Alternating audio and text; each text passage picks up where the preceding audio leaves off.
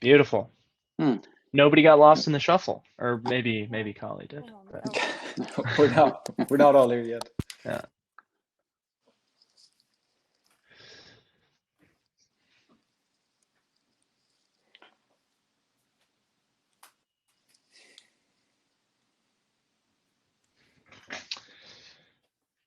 So David, is that okay with kind of audience participation? Just gonna keep them off unless they're very keen to then come on and ask a question, and do that. But otherwise, just make sure that you can see the questions in the chat. You have that set up on the right side of your screen.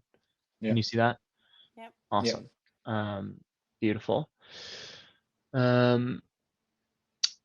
So just getting a note that they're wrapping up in like 2 to 3 minutes here on the stage. So I have a little bit of transition period, so we can just kind of hang tight until people file in. And I mean, people can see now. Like when they come in, they'll see our cameras, or how is it working? Yes, so that's a good point. We are live right now, so the people who are coming in, if they are overeager and or just got bored with the panel discussion, they may have come over here early.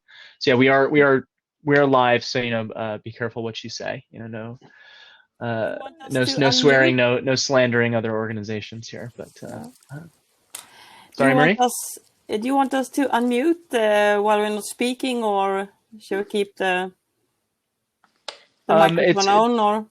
Or totally up to you. If you're hearing some feedback or you're getting like an echo, then maybe use that mute. But it's looking like everybody's good Zoom etiquette here, and everybody's got their headphones in, so I don't think we'll have any terrible sound issues or echoes or anything like that. So yeah, I'll leave that up to you.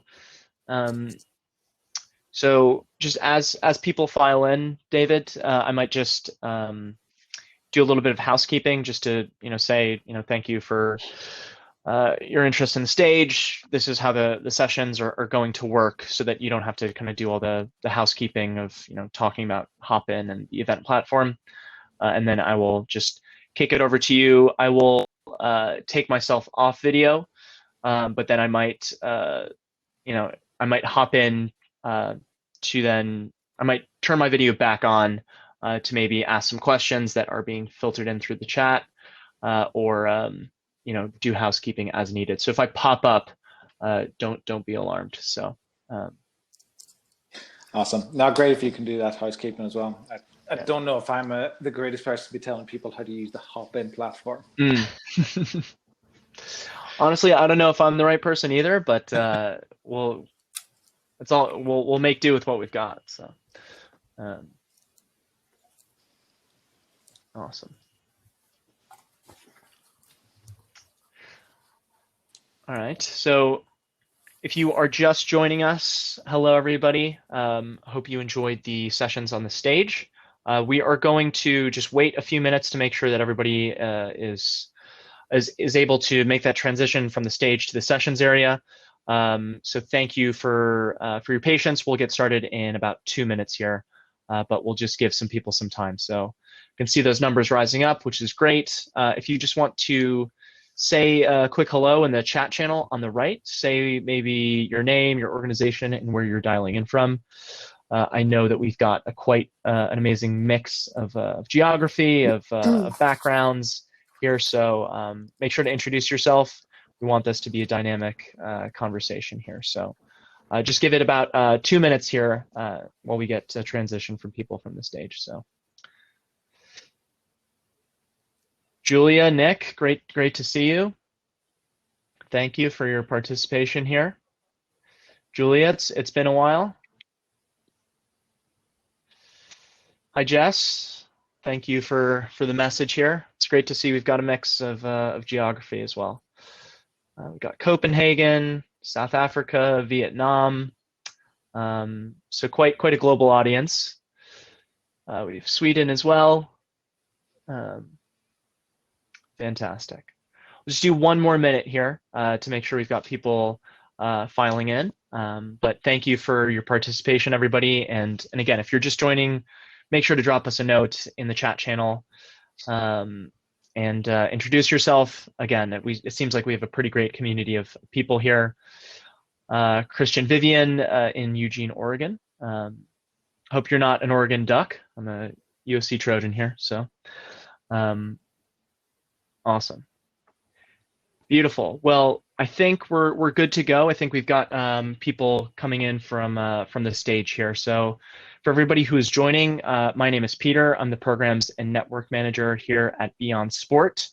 It is my pleasure to be a part of this conversation here today, and I want to thank you all for taking the time to carve out a bit of free time in your schedule to take part in these conversations here today. We are really excited about this opportunity to hear from you all and to hear from David from the Swedish Postcode Foundation and these amazing speakers to share some insights from the Swedish sport industry about sports' role in promoting climate action here today. So just a bit of housekeeping. Again, I want to encourage everybody to use that chat channel on the right. You've done a great job of introducing yourselves here. I want to encourage you to continue that conversation. Write in some questions. We want this to be a dynamic conversation here. Currently, we are going to have just the speakers here on screen sharing their audio and video. Later on, as we kind of get into more of the interactive Q&A sessions, if you would like to take part and you would like to ask a question, you can feel free to do that via the chat. But also, if you would like to, you can click the Share Audio and Video button, which is in the top right corner of your screen. And I will then kind of queue you up to then throw yourself on the stage here. So you can actually ask that question face to face. But again, if you're not feeling up to it, just use the chat and we'll make sure to get those questions over to our amazing speakers here. So that's a lot of rambling from me. I do apologize. You're going to hear from the lovely speakers now. I'm going to hand it over to David, who you all should have been well acquainted with after his amazing opening remarks here. So David, over to you. Thanks, Peter, and thanks everyone for joining us. And I'm going to try and speak as little as possible and actually let the experts and the people who are doing this work take up the most of the space. Just to introduce myself, you all know me, hopefully. I'm David Given-Sjolander. I'm a project manager at the Swedish Postcode Foundation, and we support a wide range of projects and initiatives, some of those being sports-based initiatives, and this one with sport and climate action. Joining me today, I mean, the tone has kind of been set today for the conference. There's been a lot about collaboration, and there's been a lot about journey. And with me are three people who are more than qualified to talk about the journey as an organization of implementing sport and climate action, and then also the collaboration. So with me, I have Marie Björling Duell from the Swedish Sailing Federation, Kalle Olsson from the Swedish Ski Federation, and Peter Fredman from the MIstra Sport and Outdoors Research Program. So to kick this off, so that everyone knows who's on this panel and the journey that you've taken, and when we talk about journey, I'm going to go straight to you, Marie, because that's exactly what you've done in the last couple of years. Tell us a little bit about the journey that the Swedish Sailing Federation has taken. Yes, thank you, David. We had a journey with our project Optimists for the Ocean or the Sea, and the ocean, the sea is our arena for our sport. So I think it's important for us to take good care of it. The Swedish Sailing Federation is about 100,000 members and 350 clubs. And we had this collaboration between the federation and Keep Sweden Clean and the Sea Rescue organization in Sweden. And it was a 3-year project that was founded by the Swedish Postcode lottery.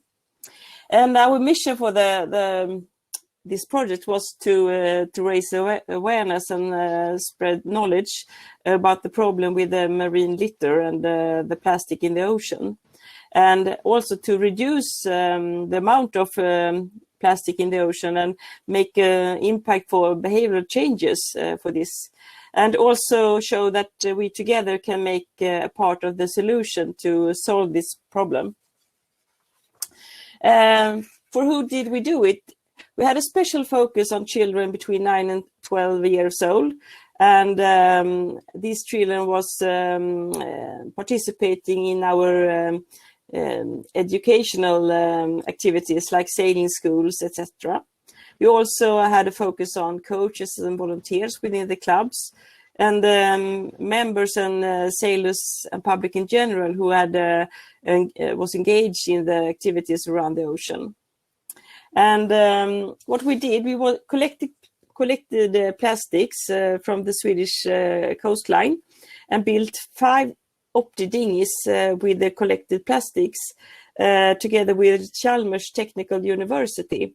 And then we took these 5 Opti dinghies and went on a tour on big sailing events in Sweden, spreading the knowledge and highlight the problem, and also offer a possibility to learn how to sail within these newly built dinghies with the collected plastics.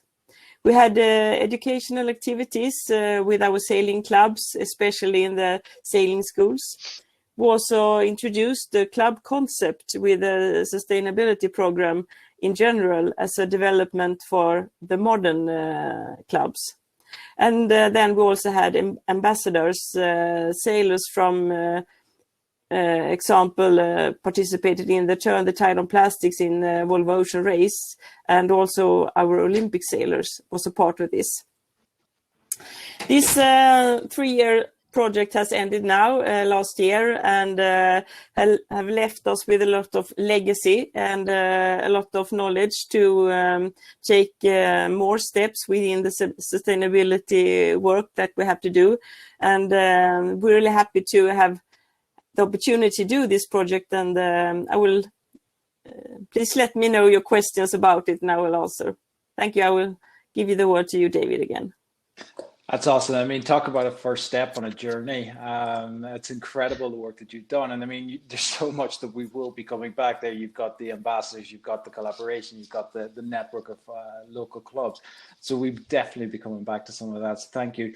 I mean, another organization that's done a journey quite similar in the last couple of years is the Swedish Skiing Federation. And Kalle, can you tell us a little bit about the journey that you've done and where it started and where you're at today? Yes, thank you, David. Yeah, I would like to go back to the summer of 2017, where we have some type of a collective epiphany, when we received a number of calls from our coaches on the glaciers in Norway saying that we need to stop training, or we need to break up our camps because there's not enough snow on this glacier for all the teams that are there today.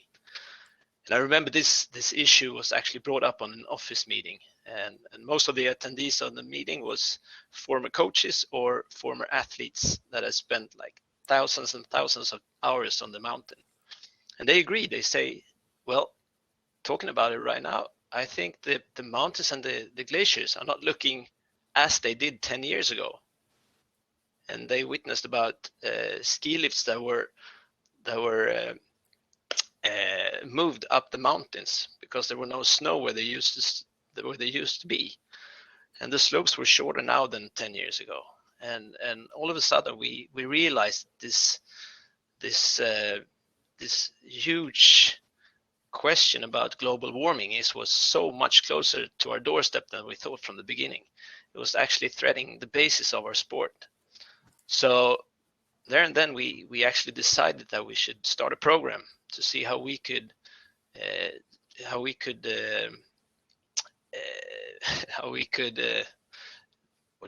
lessen our emissions or reduce our emissions.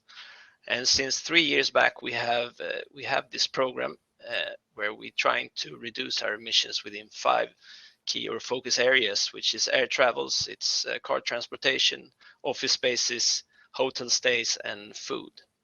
But I think I could come back to that a bit later.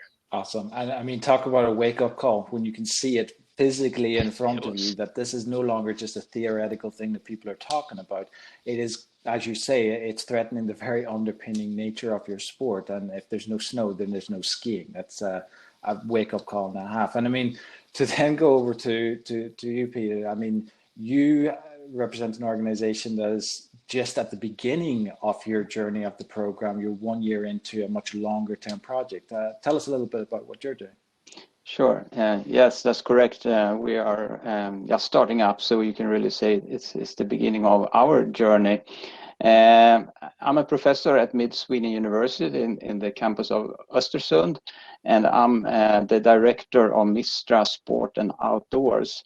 MIstra Sport and Outdoors is a research and collaboration program with the aim to learn more and to research and together develop knowledge how to make the sports and outdoor recreation sectors more sustainable primarily from an environmental perspective. But of course, we also include the other sustainability dimensions in our works. So we have started up a year ago.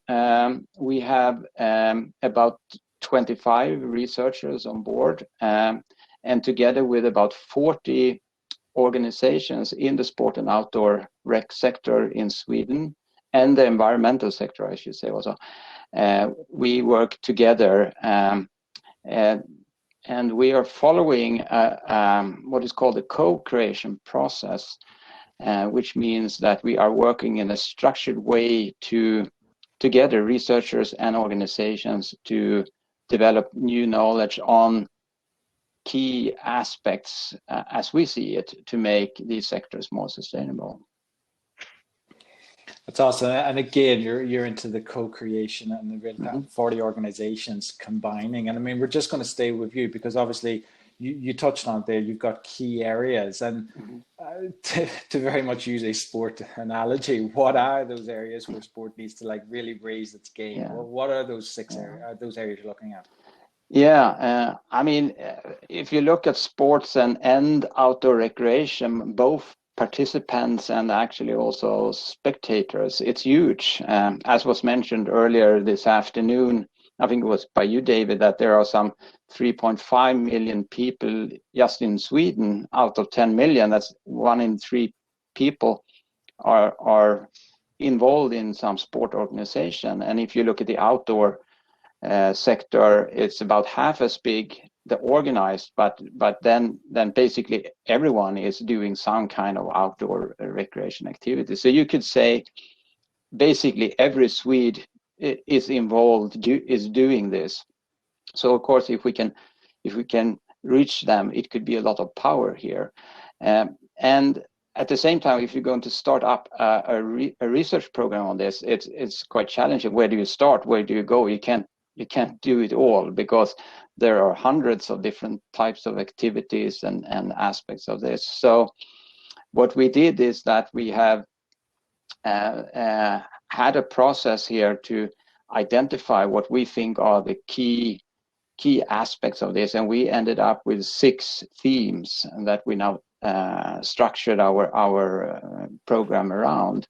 And these 6 themes, you could say 4 of them are more specific. So we are looking at transport, as when you travel to back and forth, and as Kalle was talking about, we are looking at impact on land and water.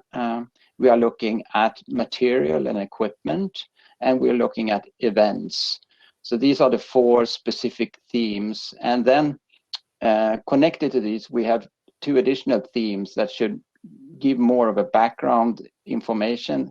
How are we building knowledge in these areas? Why are societies the way they are? And the final 6th theme is more into policy and how can we make and create change in the future. So that's the structure we will be working. That's awesome. I think that kind of covers all of the areas that we need to work with as a sport and outdoor movement when it comes to climate action. Mm-hmm. Just kicking back to you, Marie. I mean, you obviously have gone through this journey, and your organization, you described an incredible first step into it. But from a practical perspective, I mean, some of the organizations listening are at the beginning of their journey. And what were the challenges that you faced, and how did you overcome those challenges when you were starting out in your journey? As a sports federation and sailing federation, we didn't have enough knowledge about the sustainability questions, I think. So we took some help doing this project together with Keep Sweden Clean organization in Sweden, and we learned a lot. And I think you should perhaps take some help from an organization that is really good at it, and then just start to do it. And you learn a lot during the projects, the way of the project, and the awareness is fantastic. And I can't go on a beach not cleaning the beach anymore. It's you get hooked. Once you get a small taste of it, there's just no going back. It becomes actually what you do. Yeah. And I mean, a little bit the same to you, Kalle. Was it a similar experience, or what key kind of learnings did you get at the beginning? Yeah, well, I mean, the first challenge is just like Marie says, it's we don't have the knowledge. We can acknowledge the problem, but where do we start? But just like Marie did, we actually went to our head partner Vattenfall, who is a power company in Sweden, and they just launched their new brand statement, which was fossil-free living in one generation, where they're supposed to help their customers, organizations, or companies to in the conversion to a fossil-free life. So they opened up their arms and said, well, we'll appoint a climate coach for you. And that man helped us a lot to structure the work and look into these 5 areas and identifying the 5 areas. And when we have identified these 5 areas, we start to look on what of those areas do we have other partners that could help us. So, for example, for the air travels, we had the Swedish or Nordic flying company SAS to help us.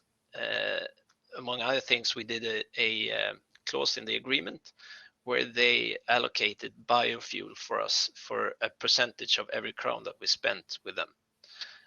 When we got to the car transportation, we went to Audi, who helped us, or helped our organization to drive more efficiently in order to reduce the fuel costs for the cars. And we also they also let us in on a test program for HVO100, which is a biofuel in Sweden that reduces emissions with up to 95%.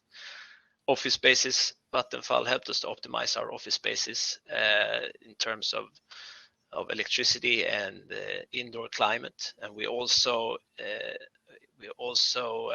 installed almost 400 square meters of solar panels on our roof in order to produce our own electricity.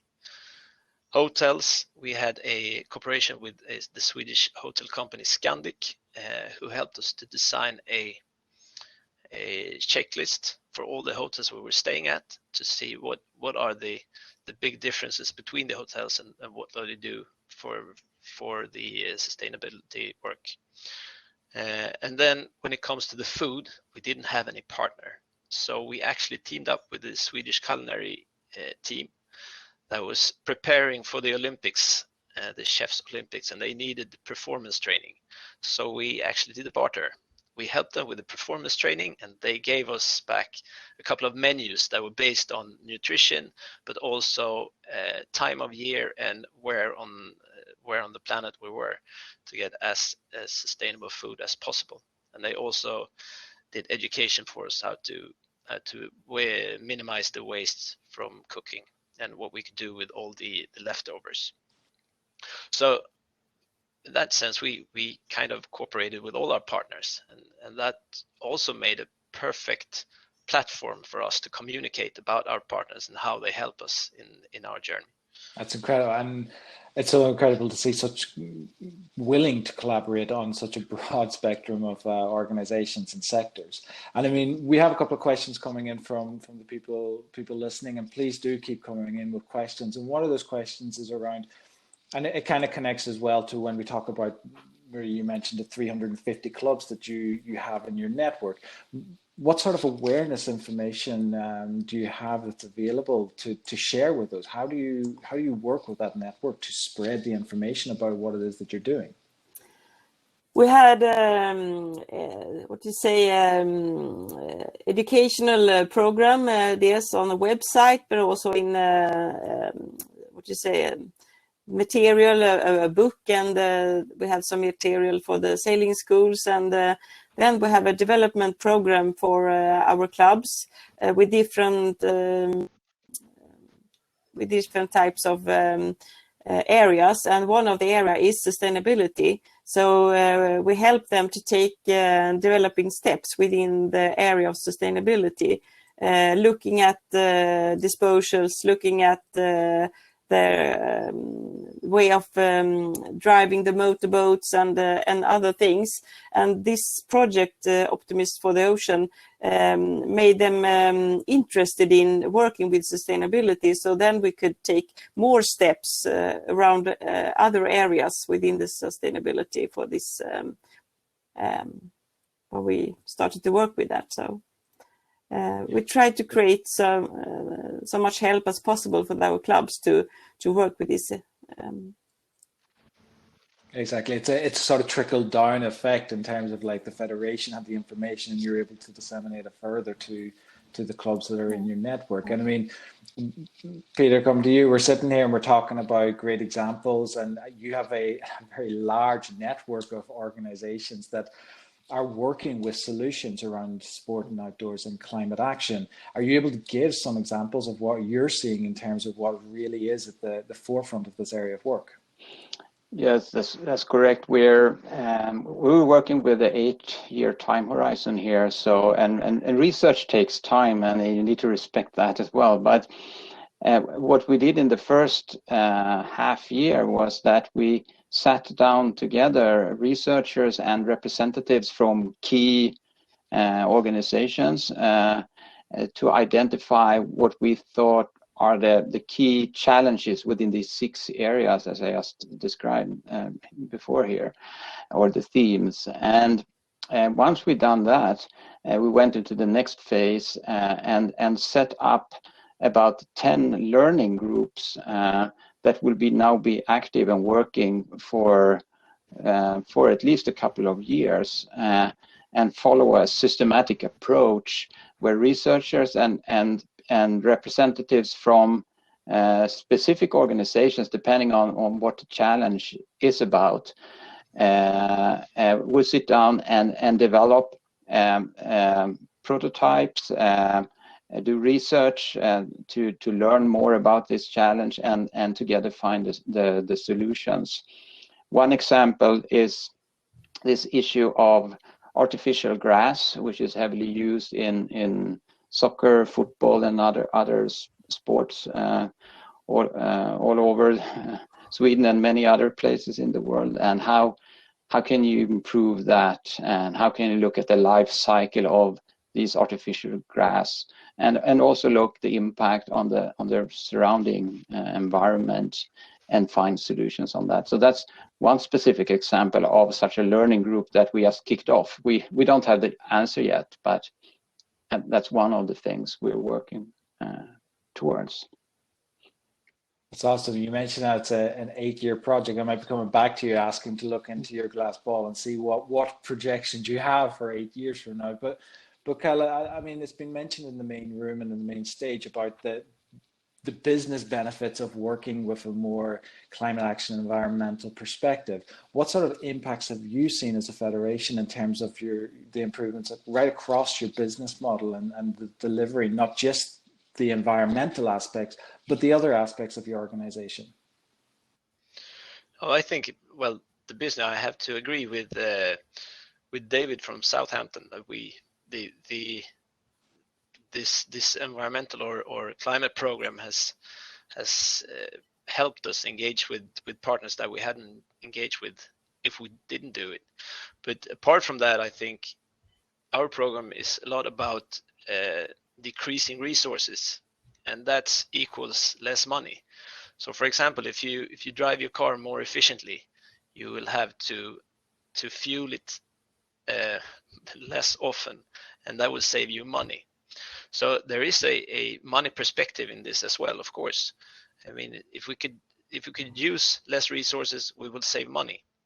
So I would say this program so far has been more of a saving program for us than a costing program. That's fantastic, because I mean, all too often there's a cost attached to doing this kind of a journey, and people think that it's going to cost money, but the truth is actually the opposite. It actually has saved organizations money when they're doing this. It's a fantastic. Yeah, and then the other part, of course, it's a great common platform for us and our sponsors to talk about, because not all of the sponsors can directly impact our other business, the sport business, but we can get a common goal and a common message platform from the climate work that we do. Awesome. So, and Miri, coming to you, I mean, there's been a lot of conversation so far and a lot of discussion today around collaboration and working in partnerships. But that's a very easy thing to talk about, but potentially harder to actually deliver on. But the partnership that you've had with Keep Sweden Clean has been very successful. What has been the reason behind that success? What has been the key ingredients that made that such a successful partnership? I think we had a very strong common goal together, and as we started to write the project and search for the money for it, we were always happy. The group that worked together, we were always happy because we thought this is a really good thing for us to do. And we helped each other because they had a lot of knowledge about the problem.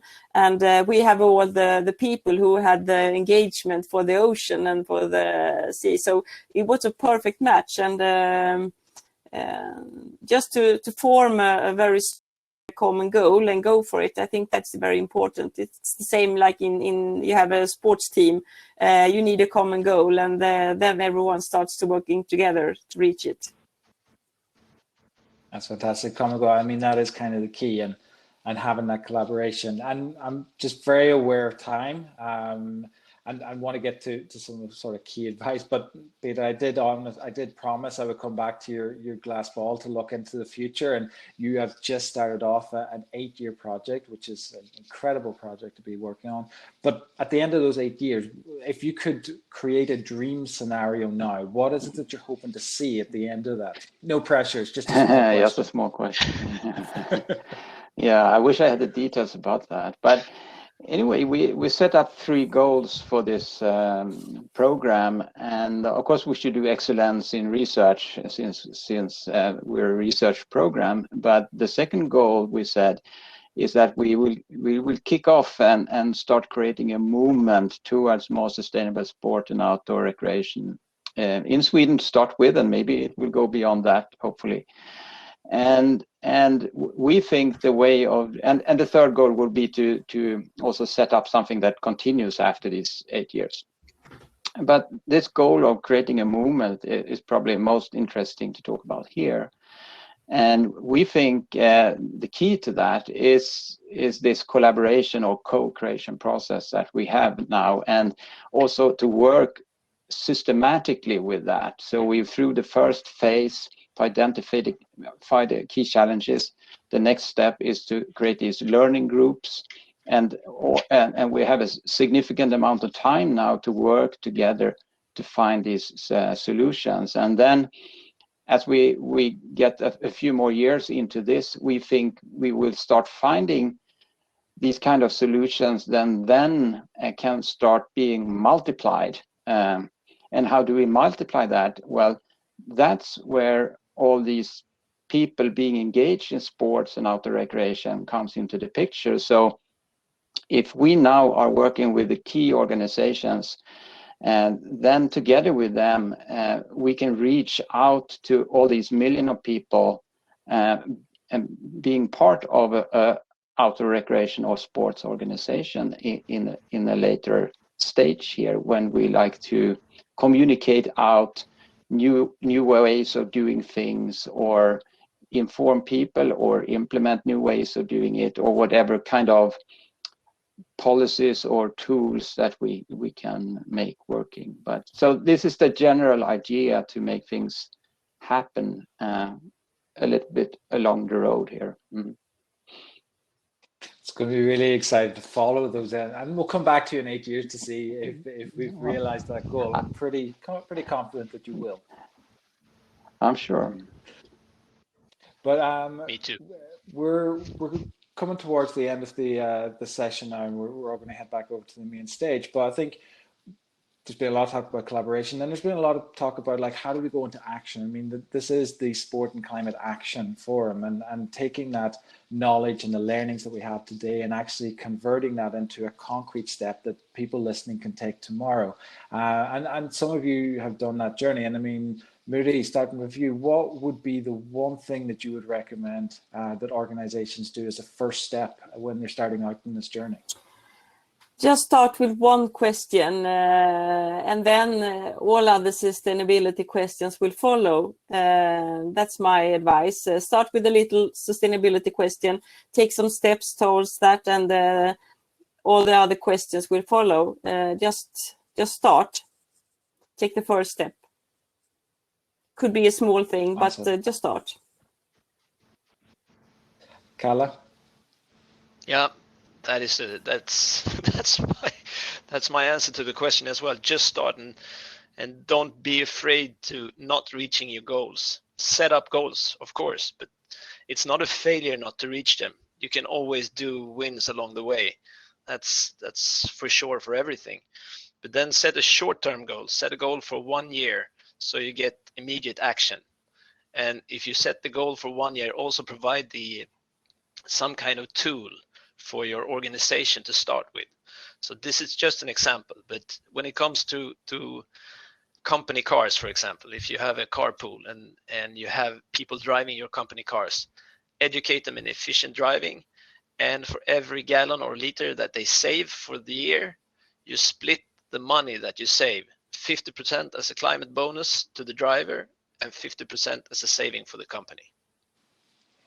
There you have a concrete step that people are able to implement. Fantastic, thank you. And Peter, I mean, from your perspective, what would you recommend organizations who are starting out in their journey? What would you recommend that they do? Well, I think from our perspective, to partner up and have a good dialogue outside your own organization. I think for us that's the key, of course, given so many stakeholders involved in this program.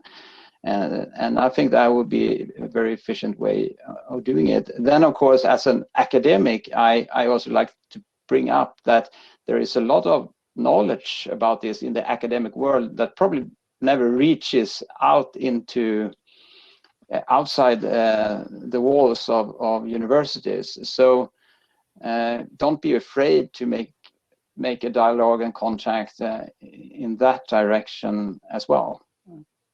That would be an advice. That's fantastic, and that kind of touches on a question that was brought up in the chat here from Julia around, is there similar research taking place in different countries out there? And I think you've kind of touched on that yes, but it's not perhaps known. So yeah, I mean, of course, there is being research done on sustainability aspects of sports and outdoor recreation in many places around the world. But I think what makes MIstra a bit unique is that this is a Swedish research foundation, and they fund large projects, and the standard setup would be 4 + 4 years, which gives you enough time to really make a change. And that's their vision, of course. So I haven't seen that many other such large projects in other places. So I guess that could give some expectations for us to fulfill here. There's a market out there for the project. Oh. Listen, we're coming to the end, and I just want to take this opportunity to thank all of you for taking part. And for those of you who have been throwing in questions in the chat, I would recommend that you reach out to these 3 individuals. They know what they're talking about. They've been on the journey. It is a wealth of knowledge and experience that you have in front of you. So reach out and connect. And I mean, I think everyone's loving the savings program. I think let's rebrand climate action as the savings program and not the costing program. So thank you everyone for being here, and thank you to the panelists for taking part. Yeah. Amazing. Thank you. Thank you for having me. Thank you so much, team.